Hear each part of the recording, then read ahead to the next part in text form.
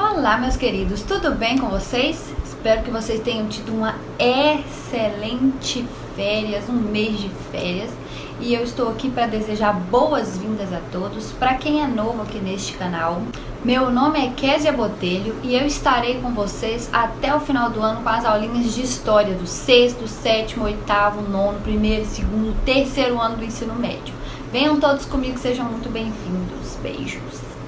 Vamos aqui para a correção da semana 1 do PET, volume 1 do ano de 2021, do terceiro ano do ensino médio. E a matéria é História. Vocês vão começar recapitulando, é isso mesmo. E o tema é Império Brasileiro. O Império Brasileiro, de acordo aqui, com essa linha do tempo, está dividida aí em primeiro reinado, período regencial. Eita, mas eu escrevi isso, tem tudo bagunçado. Período regencial e segundo reinado. O primeiro reinado vai de 1822 a 1831. O período regencial de 1831 a 1840, o PET exagerou aqui no tanto de 3. E de 1840 a 1889. O primeiro reinado, que foi governado por Dom Pedro I, passou por alguns conflitos entre brasileiros e portugueses, e entre Dom Pedro I e os brasileiros, que acabou assim enfraquecendo a monarquia. No finalzinho aí do seu governo, Dom Pedro I abdica em favor de quem? De Pedro de Alcântara, o seu fiotinho, Dom Pedro II depois, que tinha apenas 5 anos de idade naquela época. Aí veio o período regencial. O período regencial foi nada mais nada menos que outras pessoas governando o país até que Dom Pedro II tivesse idade suficiente para governar o país.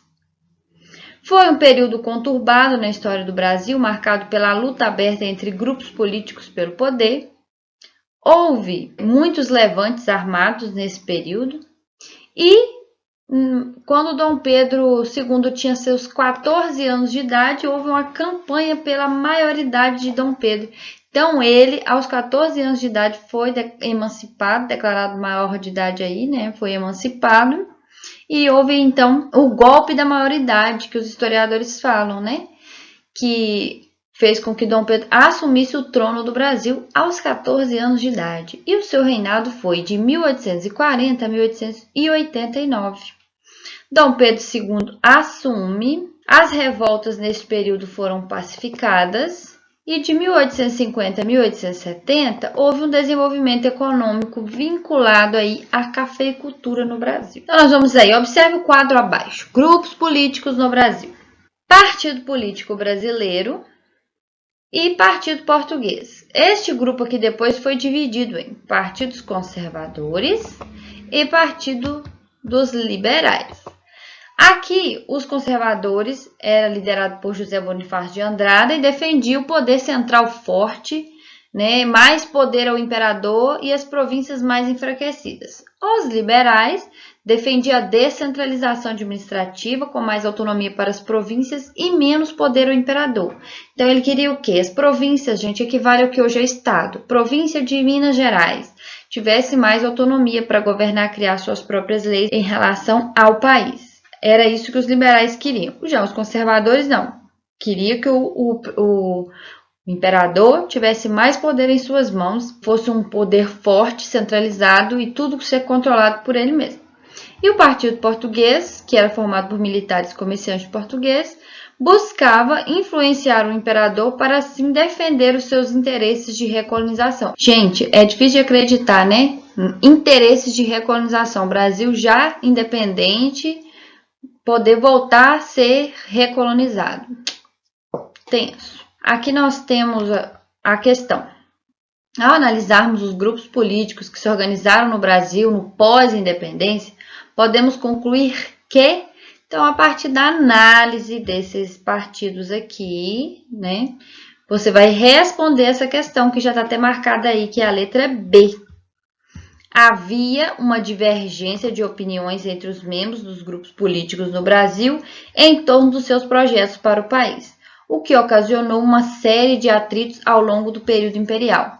Lembrando que Dom Pedro, ele sempre soube dosar um pouco aí dessas coisas. Ele alternava no poder, ora liberais, ora conservadores, para quê? Para que pudesse equilibrar aí a balança política, né? Equilibrar essas disputas que haviam entre esses partidos.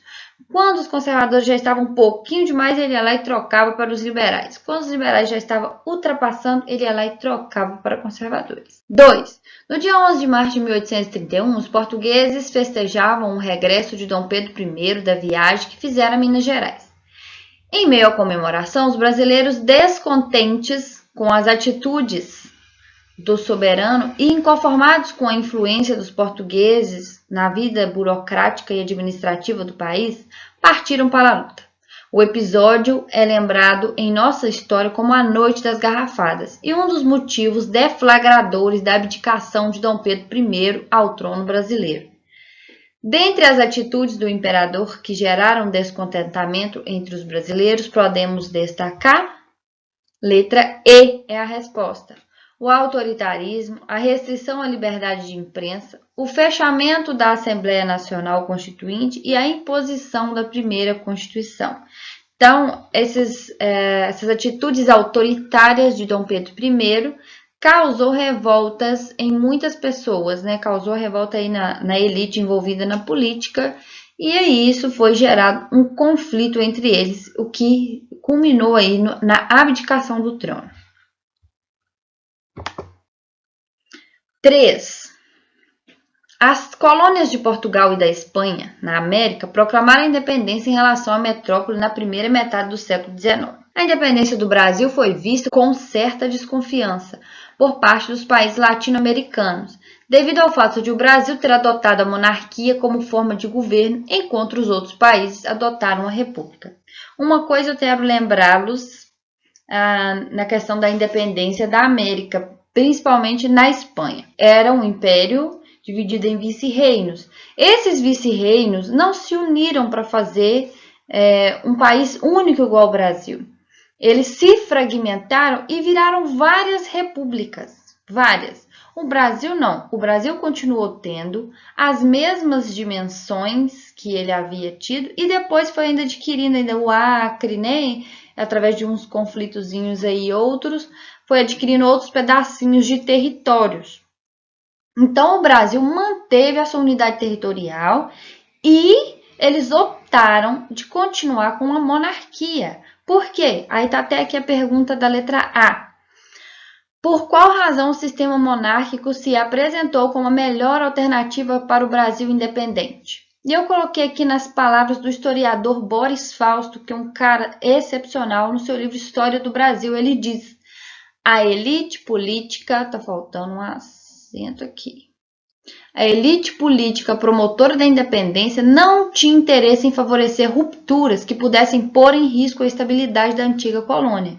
Ou seja, eles já estavam firmados num modelo de governo e eles queriam continuar ali daquela forma, mantendo aí, inclusive, os seus privilégios, né? Então, não queria correr risco de acontecer como aconteceu lá na América Espanhola, que se fragmentou e se tornou várias repúblicas. E temos aqui a letra B. De que forma a adoção da monarquia favoreceu alguns grupos políticos no Brasil? Favoreceu como? Na manutenção dos privilégios, a expansão dos negócios em torno do açúcar e do café e a manutenção da escravidão e do tráfico negreiro. Então, esses fatores aqui favoreceram muito os grupos políticos no Brasil que apoiavam a monarquia. Então é isso, se foi útil, curte, se inscreva, compartilhe esse vídeo com seu colega para ele também fazer as suas atividades. Eu te espero no próximo. Grande beijo!